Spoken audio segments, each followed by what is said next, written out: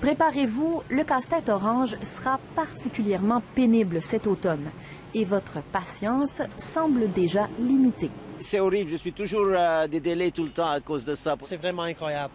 On ne peut pas chauffer dans Montréal. Nous avons ciblé 4 secteurs chauds. Le ministère des Transports a fait le point sur le pire à venir. 4 zones névralgiques à retenir, l'échangeur Saint-Pierre, le secteur du tunnel Louis-Hippolyte Lafontaine, la 720 en raison du recouvrement de l'autoroute Ville-Marie, mais surtout l'échangeur Turcot, dont 50% de la construction reste à faire. Dans les prochaines semaines, on va venir procéder à la fermeture de la bretelle de l'autoroute 15 Nord menant vers l'autoroute 20 Ouest.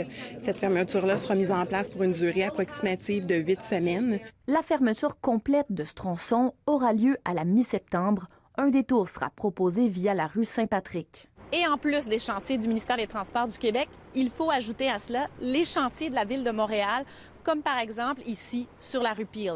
On a un blitz à faire pour les 10 prochaines années. Les Montréalais le savent, on le dit. On a en moyenne 700 millions de dollars à investir chaque année.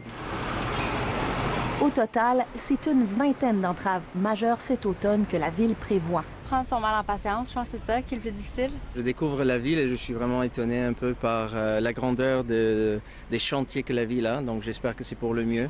Le transport collectif, c'est plus une suggestion, c'est pas une option, ça va devenir une nécessité. Des lignes d'autobus et des rames de métro ont été ajoutées en conséquence. La voie réservée au transport en commun sur le pont Champlain sera également prolongée d'une demi-heure le matin. Ce résident de la Rive-Sud qui a troqué la voiture pour le vélo invite les gens à limiter. Le transport en commun ou le vélo, oui, c'est bon pour tout, la santé, tout. Ici, Julie Marceau, Radio-Canada, Montréal. On va aller voir notre grand spécialiste de circulation, Yves Desautels. Bonsoir à vous, Yves.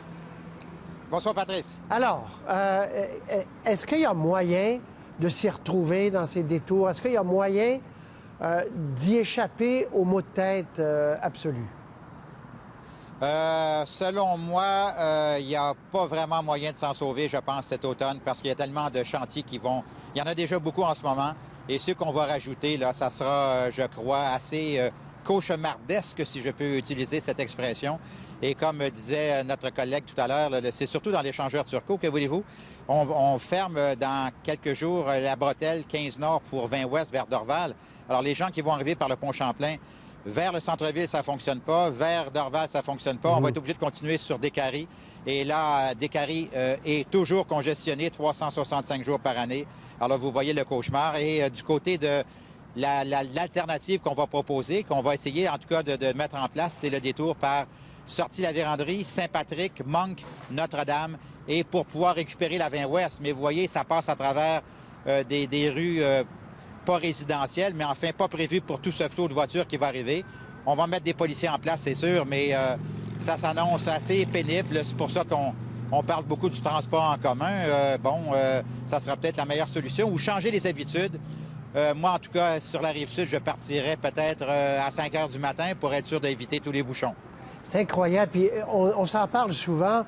Vous avez vu au cours des années, vous, l'heure de pointe s'allonger. Ça commence à 5 heures. Ça commençait à 6h30, 7 heures avant, là. Exactement. Les premiers signes de congestion, par exemple le pont Mercier ou le pont de Gaulle à Repentigny, ça commence vers 6h moins quart, 6h. Et alors, il faut vraiment partir avant ça.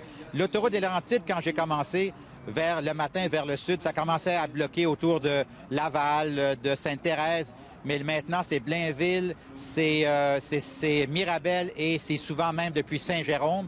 Et au moment où on se parle, cet après-midi, et c'est un vendredi évidemment, mais vous voyez le temps de parcours en ce moment, l'autoroute des Laurentides vers le nord, entre Montréal et Saint-Jérôme, c'est à peu près 1h30, 2 heures. Alors vous voyez que ça prend beaucoup de patience. Merci Yves, et vous en avez beaucoup, heureusement. Merci. Salut. À bientôt. OK. Bonne fin de semaine. Salut, au revoir. bye.